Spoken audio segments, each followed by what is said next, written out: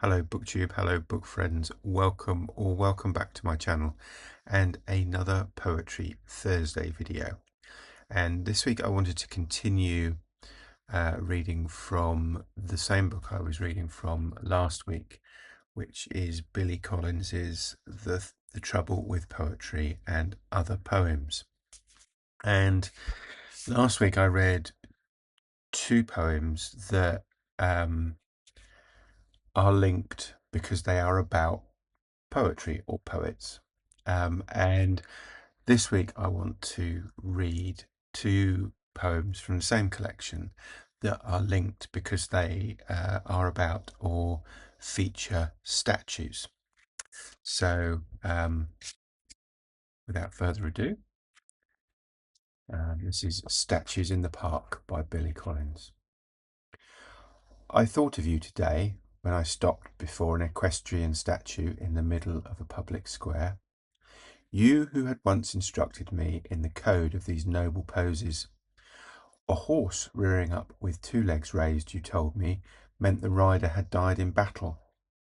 If only one leg was lifted, the man had elsewhere succumbed to his wounds. And if all four legs were touching the ground, as they were in this case, bronze hooves affixed to a stone base, it meant that the man on the horse, this one staring intently over the closed movie theatre across the street, had died of a cause other than war.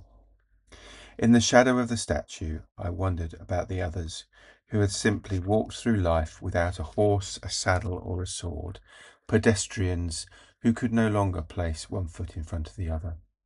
I pictured statues of the sickly recumbent on their cold stone beds, the suicides toeing the marble edge, statues of accident victims covering their eyes, the murdered covering their wounds, and the drowned silently treading the air.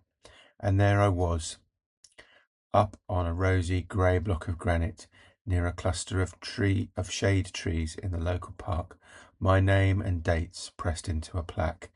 Down on my knees, eyes lifted, praying to the clouds, forever begging for just one more day.